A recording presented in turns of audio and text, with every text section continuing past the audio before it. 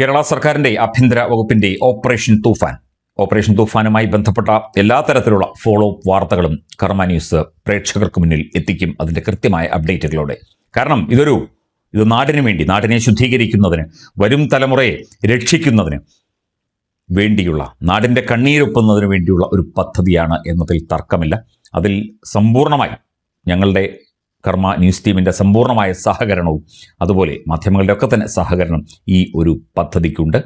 ഇത് അധിക നാൾ കൊണ്ട്, അതായത് വളരെ കുറച്ച് നാൾ കൊണ്ട് ഇത് ചെയ്തു തീർക്കാൻ പറ്റും എന്ന് പറയാൻ പറ്റില്ല, അധിക നാൾ എടുക്കുമായിരിക്കും. എന്നാൽ പോലും തീർച്ചയായിട്ടും നമ്മുടെ നാടിനെ ശുദ്ധീകരിക്കാൻ നമുക്ക് കഴിയും എന്നുള്ള ഉറച്ച വിശ്വാസത്തിൽ തന്നെയാണ് ഞങ്ങൾ ഇതിനൊക്കെ തന്നെ പിന്തുണ പ്രഖ്യാപിച്ചുകൊണ്ട് മുമ്പോട്ട് പോകുന്നത്. ഓപ്പറേഷൻ തൂഫാൻ, കഴിഞ്ഞ ദിവസം CPM ഓപ്പറേഷൻ തൂഫാനെ അപകീർത്തിപ്പെടുത്തുന്ന തരത്തിലുള്ള വാർത്തകളൊക്കെ സമൂഹ മാധ്യമങ്ങളിൽ ഇട്ടതായി ഞങ്ങൾ റിപ്പോർട്ട് ചെയ്തിരുന്നു. ഇപ്പോൾ രമേശ് ചെന്നിത്തല ആഭ്യന്തരമന്ത്രി, അദ്ദേഹം നിയമസഭയിൽ പറഞ്ഞ കാര്യങ്ങളാണ്.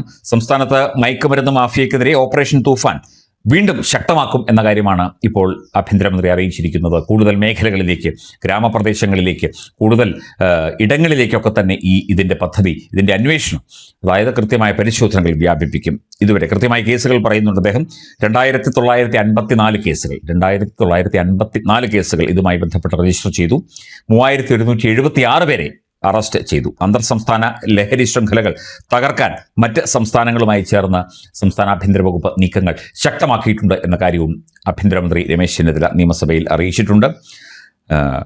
ലഹരിക്കെതിരെ ഉള്ള ബഹുജന മുന്നേറ്റമാണ് ഇതിലൂടെ സർക്കാർ ലക്ഷ്യമിടുന്നത് എന്ന കാര്യം അദ്ദേഹം പറയുന്നു. ഇതിന്റെ ഭാഗമായി ഇനിയും കേസുകൾ രജിസ്റ്റർ ചെയ്യും. തീർച്ചയായിട്ടും അന്വേഷണം വ്യാപിപ്പിക്കും.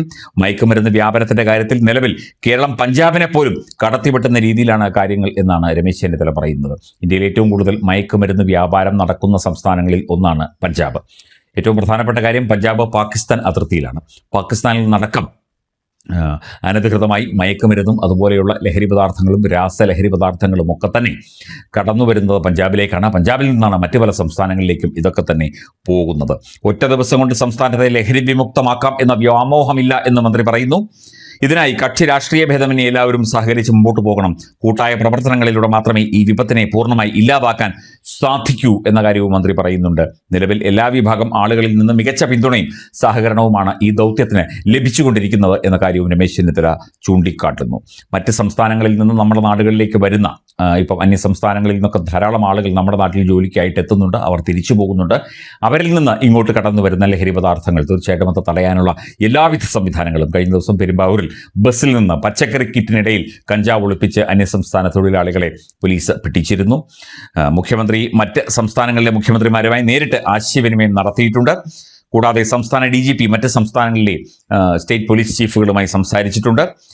പെൺകുട്ടികൾ പോലും വ്യാപകമായി മയക്കുമരുന്ന് ഉപയോഗിക്കുന്നു എന്നും പലയിടത്തും ബാഗ് പരിശോധിക്കുമ്പോഴാണ് ഇക്കാര്യം മനസ്സിലാകുന്നത് എന്ന കാര്യം, അത് അതീവ ഗുരുതരമായൊരു വിഷയമാണ് എന്ന കാര്യവും രമേശ് ചെന്നിത്തല ചൂണ്ടിക്കാട്ടുന്നു. എല്ലാവരുടെയും സഹകരണത്തോടുകൂടി എല്ലാവരെയും, പെൺകുട്ടികളെയും ആൺകുട്ടികളെയും ഒക്കെ തന്നെ സ്കൂളുകളിലും കോളേജുകളിലും ഒക്കെ തന്നെ ബോധവൽക്കരണ ക്യാമ്പുകൾ സംഘടിപ്പിക്കും.